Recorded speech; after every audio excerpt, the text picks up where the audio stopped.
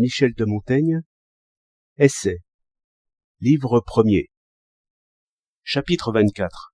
Sur le pédantisme. J'ai souvent été irrité, dans mon enfance, de voir que dans les comédies italiennes, un pedante, ou précepteur, tenait toujours le rôle du sot, et que le surnom de magister n'avait guère parmi nous de signification plus honorable. Puisque j'étais sous leur garde et leur direction, pouvais-je faire moins que d'être soucieux de leur réputation. Je cherchais à les excuser par la différence naturelle qu'il y a entre les gens vulgaires et les rares personnes dont le jugement et le savoir sont excellents. Ce qui fait qu'ils vont les uns et les autres dans des sens tout à fait opposés. Mais j'y perdais mon latin, car les hommes les plus distingués étaient justement ceux qui les méprisaient le plus, comme en témoigne notre bon du Bellay. Je hais par-dessus tout un savoir pédantesque.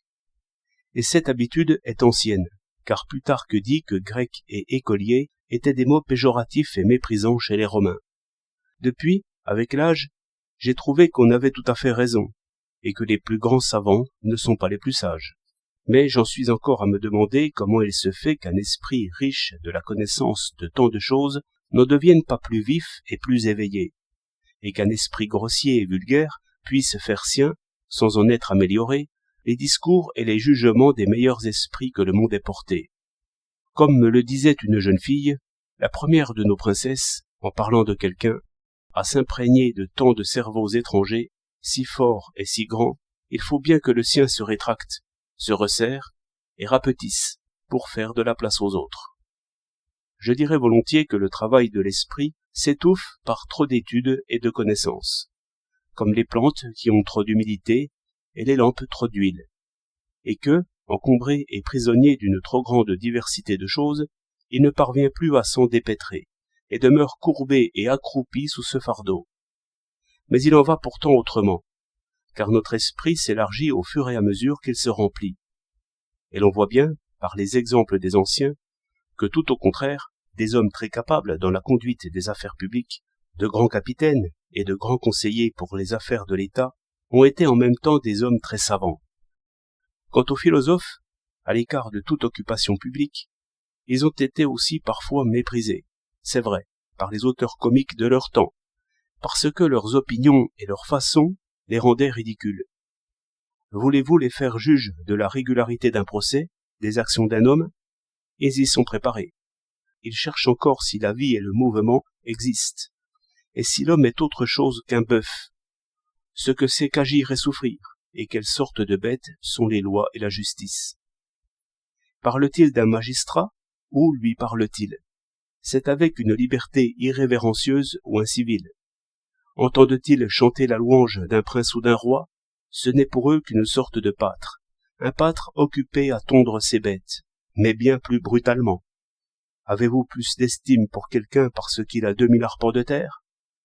Eux s'en moquent bien, habitués qu'ils sont à considérer le monde entier comme leur bien. Vous vantez-vous de votre noblesse, parce que vous en comptez 7 parmi vos aïeux qui furent riches? Ils font pourtant peu de cas de vous, parce que vous ne concevez pas la nature comme universelle, et que vous ne voyez pas que chacun d'entre nous a eu parmi ses prédécesseurs des riches, des pauvres, des rois, des valets, des Grecs et des barbares. Et quand bien même vous seriez le 50e descendant d'Hercule, il vous trouverait bien sot de vous targuer de ce qui n'est que le fait du hasard. Le commun des mortels les désignait donc, considérant qu'ils ignoraient les choses essentielles et ordinaires, et parce qu'ils se montraient présomptueux et insolents. Mais cette façon toute platonicienne de présenter les philosophes est bien éloignée de celle qui leur convient. On les enviait, en fait, de se tenir au-dessus de la façon d'être commune, de mépriser les activités publiques, d'avoir fait de leur vie quelque chose de particulier et d'inimitable, obéissant à des principes élevés et en dehors de l'usage. Nos pédants, au contraire, on les dédaigne, parce qu'ils se tiennent en dessous de la façon d'être commune, qu'ils sont incapables d'assumer des charges publiques, et mènent, suivant en cela le peuple, une vie et des mœurs basses et viles. Je hais les hommes lâches dans l'action, philosophes en parole seulement. Pacuvius. Grands par leur science, les philosophes étaient encore plus grands par leurs actions. On dit que ce géomètre de Syracuse, qui s'était détourné dans ses réflexions pour mettre quelque chose en pratique au service de son pays, qu'il conçut des engins épouvantables avec des effets dépassant tout ce que l'on peut croire, mais qu'il méprisait tout ce qu'il avait réalisé, car il estimait avoir corrompu par cela la dignité de son art, dont les ouvrages qu'il tirait n'étaient pour lui que des travaux d'apprentissage et de simples jouets. Mis à l'épreuve de l'action, les philosophes en ont parfois acquis une telle hauteur de vue qu'il semblait bien que leur cœur et leur âme se soient étonnamment nourris et enrichis par la compréhension intime des choses. Mais certains d'entre eux, voyant le gouvernement politique occupé par des incapables, s'en sont éloignés. À qui lui demandait jusqu'à quand il faudrait philosopher, Cratès répondit « Jusqu'au moment où ce ne seront plus des âniers qui conduiront nos armées ». Héraclite abandonna la royauté à son frère, et aux Éphésiens, qui lui reprochaient de passer son temps à jouer avec les enfants devant le temple, il dit « N'est-ce pas mieux que de gouverner en votre compagnie ?» D'autres, ayant placé leur esprit au-dessus des contingences et de la société, trouvèrent bas et vils les sièges de la justice et les trônes des rois eux-mêmes. Ainsi Empédocle refusa-t-il la royauté que les gens d'Agrigente lui offraient. Comme Thalès critiquait parfois le souci apporté à gérer des biens et à s'enrichir, on lui dit qu'il faisait comme le renard de la fable, et qu'il critiquait ce qu'il ne pouvait parvenir à faire. Il eut envie, pour se distraire, d'en faire l'expérience au grand jour, et ayant pour la circonstance ravalé son savoir au service du profit et du gain, mit sur pied un commerce qui, en un an, rapporta tellement que c'est à peine si, en toute leur vie, les plus expérimentés en la matière pouvaient en faire autant. Aristote dit que certains appelaient Thalès, Anaxagore et leurs semblables, sages mais imprudents, parce qu'ils n'apportaient pas assez de soin aux choses les plus utiles. Mais outre que je ne saisis pas très bien la différence entre ces deux mots, cela ne suffirait pas. De toute façon, à excuser les pédants dont je parlais, et avoir la condition basse et nécessiteuse dont ils se contentent, ce serait plutôt l'occasion de dire d'eux qu'ils ne sont ni sages ni prudents. Mais laissons de côté cette première explication. Je crois qu'il vaut mieux dire que ce mal leur vient de leur mauvaise façon d'aborder les sciences. Car si l'on considère la façon dont nous sommes instruits, il n'est pas étonnant que ni les écoliers ni les maîtres ne deviennent pas plus intelligents, bien qu'ils deviennent plus savants. En vérité, le souci de nos pères pour notre éducation et les dépenses qu'ils y consacrent ne visent qu'à nous remplir la tête de science, mais sans qu'il soit question de jugement ni de vertu. Dites de quelqu'un « Oh qu'il est savant !» et d'un autre « Oh le brave homme !» La foule ne manquera pas de diriger son regard et son respect vers le premier. Il faudrait ajouter ici « Oh la grosse tête !» Nous demandons volontiers de quelqu'un « Sait-il du grec ou du latin ? Écrit-il en vers ou en prose ? Mais qu'il soit devenu meilleur ou mieux avisé, c'est là l'essentiel, et c'est ce qu'on laisse de côté.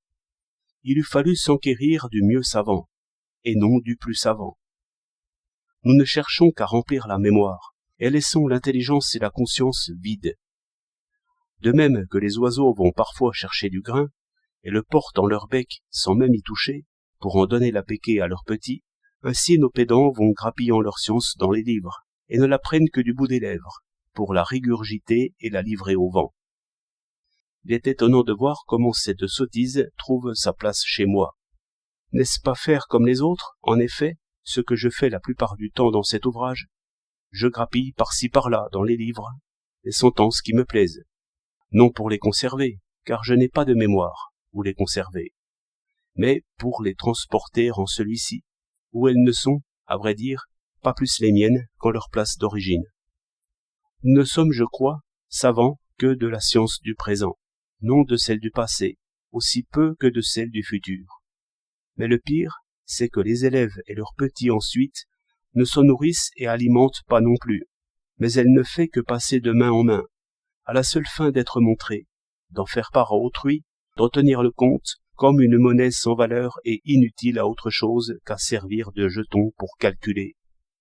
Ils ont appris à parler aux autres, et non pas à eux-mêmes. Cicéron. Il ne s'agit pas de parler, mais de gouverner. Sénèque. La nature, pour montrer qu'il n'y a rien de sauvage en ce qu'elle dirige, fait naître souvent chez les nations les moins portées vers les arts des œuvres de l'esprit qui rivalisent avec celles qui sont les plus conformes aux règles de l'art. Et pour illustrer mon propos, je citerai ce proverbe gascon, tiré d'une chansonnette qu'on accompagne à la flûte, et si délicieux. Broua pro broua, mas remoda, lus dit kem. Soufflez, soufflez beaucoup, mais aussi remuez les doigts. Nous savons dire, Cicéron a dit cela, voilà les mœurs de Platon, ce sont les mots mêmes d'Aristote. Mais nous, que disons-nous, nous-mêmes? Que pensons-nous? Un perroquet en ferait bien autant. Cela me rappelle ce riche Romain, qui avait pris soin, en y dépensant beaucoup d'argent, de s'attacher des hommes très savants en toutes sortes de sciences, afin que, lorsqu'il se trouvait avec des amis, et que l'occasion s'en présentait, ils puissent le suppléer et être prêts à lui fournir, qui un discours, qui un vers d'Homère, chacun selon sa spécialité. Et il croyait que ce savoir était le sien, parce qu'il se trouvait dans la tête de ces gens, comme font ceux dont la science réside en leur somptueuse bibliothèque.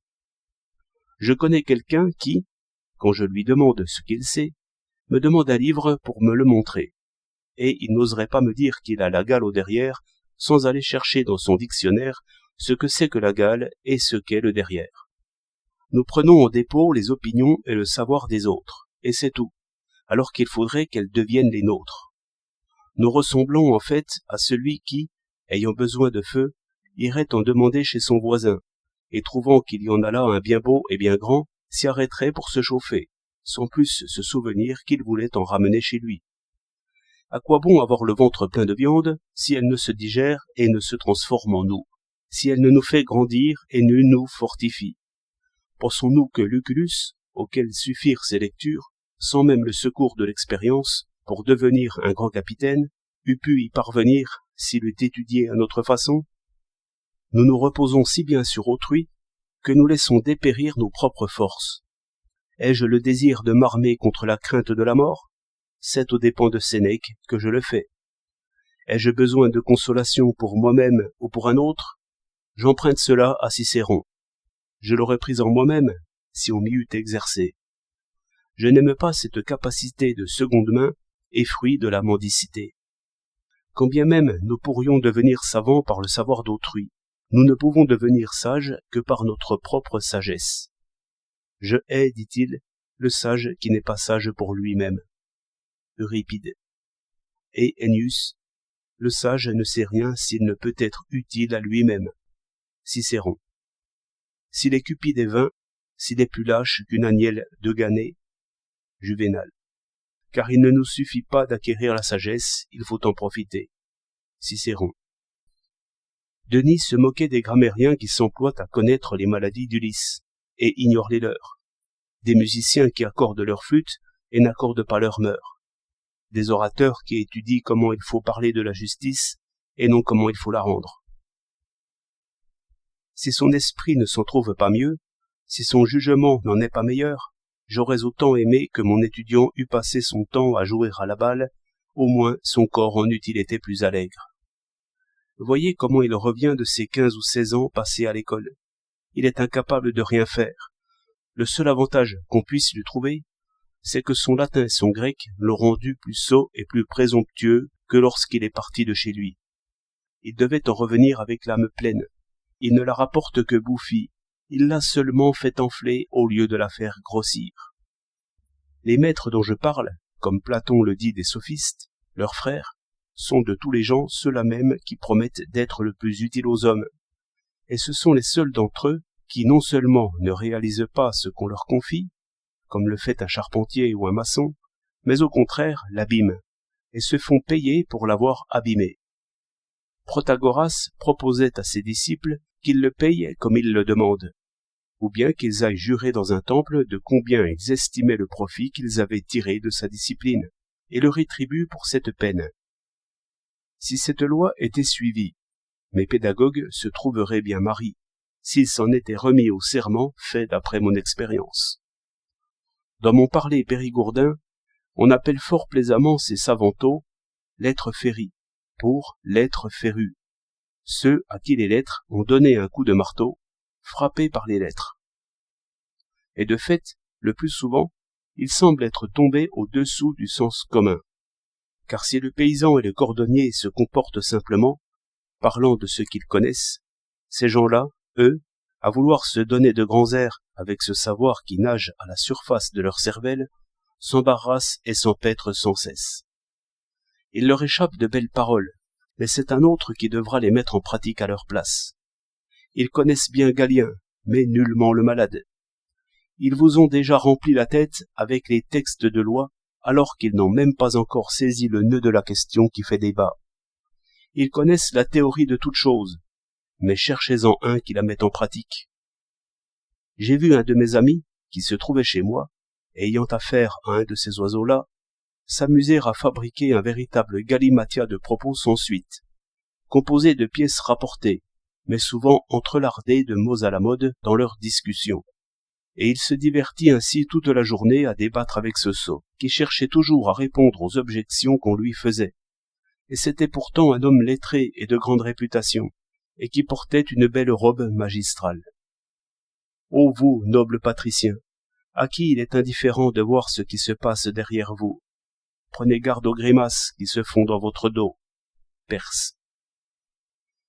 Qui regardera de près ce genre de gens, si répandu, trouvera comme moi que le plus souvent, ils ne se comprennent pas, et ne comprennent pas les autres, et que s'ils ont la mémoire assez bien remplie, leur jugement est entièrement creux, à moins que leur nature ne les en ait dotés d'elle-même d'un autre tout spécialement. J'ai vu cela chez Adrien Turneb, qui n'avait jamais exercé d'autre profession que celle des lettres, dans laquelle, à mon avis, il était le plus grand depuis 1000 ans, et qui n'avait pourtant rien de pédant, si ce n'est le port de la robe magistrale, et quelques autres usages qui pouvaient ne pas sembler civilisés à la façon des courtisans, chose de bien peu d'importance. Je hais d'ailleurs ceux qui supportent plus difficilement une robe de travers qu'un esprit de travers, et fondent le jugement qu'ils portent sur quelqu'un d'après sa façon de faire la révérence, son maintien et ses bottes. Mais pour en revenir à Turneb, au-dedans, c'était l'esprit le plus raffiné du monde. Je l'ai souvent lancé volontairement sur des sujets éloignés de ses préoccupations habituelles, et il y voyait si clair, il était d'une intelligence si prompte et d'un jugement si sûr, qu'il semblait qu'il n'eût jamais fait d'autre métier que celui de la guerre et des affaires de l'État. Ce sont là des natures belles et fortes, dont le titan Prométhée a formé l'esprit avec le meilleur limon et avec une faveur particulière de son art. Juvénal. Et elles se maintiennent même au travers d'une mauvaise éducation. Mais que notre éducation ne nous abîme pas, ce n'est pas suffisant. Il faut qu'elle nous améliore. Certains de nos parlements, quand il s'agit de recevoir des magistrats, les examinent seulement sur leur savoir. D'autres y ajoutent encore les preuves de leur bon sens, en leur soumettant quelques causes à juger. Ceci me semble avoir une bien meilleure méthode, car si ces deux aspects sont nécessaires, encore faut-il qu'ils y soient tous les deux. Et après tout, le savoir lui-même est moins important que le jugement, car si ce dernier peut se passer de l'autre, l'autre ne peut se passer de celui-ci. À quoi sert la science si l'intelligence n'y est pas? Plût à Dieu que pour le bien de notre justice, ces gens-là fussent aussi bien fournis en intelligence et en conscience qu'ils le sont pour le savoir. On nous instruit, non pour l'école, mais pour la vie. Sénèque. Or, il ne faut pas attacher le savoir à l'esprit, il faut l'y incorporer. Il ne faut pas l'en arroser, il faut qu'il en soit imprégné. Et si ce savoir ne le change, s'il n'améliore pas son état imparfait, il vaut certainement beaucoup mieux le laisser de côté, car c'est un glaive dangereux. Il embarrasse et blesse son maître si la main qui le tient est faible et n'en connaît pas l'usage. De sorte qu'il aurait mieux valu n'avoir pas appris. Cicéron. Peut-être est-ce la raison pour laquelle ni nous, ni les théologiens, ne demandons pas beaucoup de savoir aux femmes. Et François, duc de Bretagne, fils de Jean V, quand on évoqua son mariage avec Isabeau, fille d'Écosse, et qu'on ajouta qu'elle avait été élevée simplement et sans aucune instruction en matière de lettres, répondait qu'il la préférait comme cela, et qu'une femme était bien assez savante si elle était capable de faire la différence entre la chemise et le pourpoint de son mari. Il n'est donc pas aussi étonnant qu'on veut bien le dire que nos ancêtres n'aient pas fait grand cas du savoir, et qu'aujourd'hui encore, on ne rencontre que par hasard des gens bien savants dans les principaux conseils de nos rois.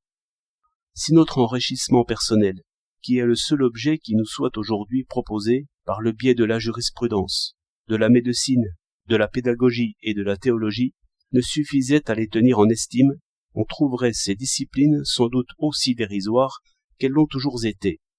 Quel dommage qu'elles ne nous apprennent ni à bien penser, ni à bien faire. Depuis que les doctes ont paru, on ne voit plus de gens de bien. Sénèque. Toute autre connaissance est malvenue à qui ne possède pas naturellement celle de la bonté. Et la raison que je cherchais tout à l'heure ne serait-elle pas que notre enseignement en France n'a pratiquement pas d'autre but que le profit? Il en est bien peu, en effet, qui s'adonnent aux lettres, parmi ceux que la nature a destinés à des fonctions plus nobles que celles qui sont simplement lucratives. Ou alors, c'est seulement pour bien peu de temps, car avant d'y avoir vraiment pris goût, ils se rabattent sur une profession qui n'a plus rien à voir avec les livres. Il ne reste donc, en fin de compte, pour se consacrer tout à fait à l'étude, que les gens de basse extraction, qui cherchent un moyen de gagner leur vie. Et les esprits de ces gens-là, étant du plus mauvais aloi, à la fois par leur nature propre et par l'exemple reçu au cours de leur éducation dans un tel milieu, ils ne nous donnent évidemment qu'une piètre image des fruits que peut procurer la connaissance. Car elle ne saurait donner de la lumière à l'esprit qui n'en a pas, ni faire voir un aveugle. Son office n'est pas de lui fournir la vue, mais de la lui éduquer, et de régler son allure, à condition qu'il ait de par lui-même les pieds et les jambes droits, et capable de marcher. C'est un bon remède que le savoir, mais aucun remède n'est assez puissant pour se préserver, sans altération ni corruption, des défauts du vase qui le contient. Tel a la vue claire, qui ne l'a pas droite, et par conséquent, s'il voit où est le bien, il ne le suit pas pour autant. Il voit où est la connaissance, mais ne s'en sert pas. La principale disposition de Platon pour sa République, c'est d'attribuer les charges de ses concitoyens en fonction de la nature de ces derniers. Nature peut tout, et fait tout. Les boiteux sont mal faits pour les exercices du corps, et les exercices de l'esprit peu propices aux esprits boiteux. Les bâtards et les vulgaires, eux, sont indignes de la philosophie. Quand nous voyons un homme mal chaussé, nous disons que ce n'est pas étonnant, puisqu'il est cordonnier. De même, il semble bien que l'expérience nous montre souvent un médecin moins bien soigné, un théologien moins moral, et un savant moins compétent que les hommes ordinaires. Ariston de Chios avait bien raison de dire que les philosophes nuisaient à leurs auditeurs. La plupart des esprits ne sont pas aptes à tirer parti d'un tel enseignement, qui, s'il n'a pas d'effet positif, en aura au contraire qui seront négatifs. Car il sortait, disait-il, des débauchés de l'école d'Aristippe, et des sauvages de celle de Zénon. Cicéron. Dans cette belle méthode d'enseignement que Xénophon prête aux Perses, on voit qu'ils apprenaient la vertu à leurs enfants, comme on leur enseigne les lettres dans d'autres nations. Platon dit qu'en fonction de leur mode de succession royale, le fils aîné était élevé ainsi. À sa naissance, on le confiait non à des femmes, mais aux eunuques qui jouissaient de la plus haute autorité dans l'entourage des rois, à cause de leur vertu. Ceux-ci assumaient la charge de faire que son corps soit beau et sain, et à 7 ans révolus, lui apprenaient à monter à cheval et à chasser. Quand il avait atteint ses 14 ans, il le remettait entre les mains de 4 personnages, le plus sage, le plus juste, le plus modéré et le plus vaillant de la nation.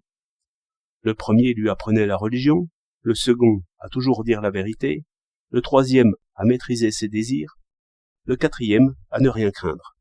Que dans l'excellente constitution due à Lycurgue, vraiment prodigieuse dans sa perfection, et si soucieuse de l'éducation des enfants qu'elle tenait pour la principale charge de l'État, que dans le séjour des muses elles-mêmes, donc, et soit aussi peu fait mention des doctrines à enseigner, voilà quelque chose qui mérite une très grande attention.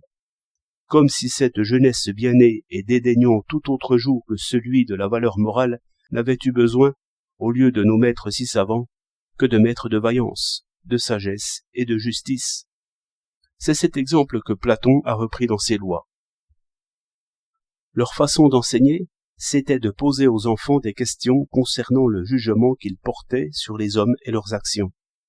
S'ils condamnaient ou louaient tel personnage ou tel fait, il leur fallait justifier ce jugement, et par ce moyen, ils aiguisaient leur intelligence tout en apprenant le droit.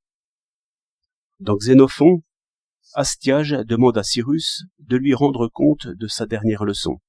« La voici, dit-il.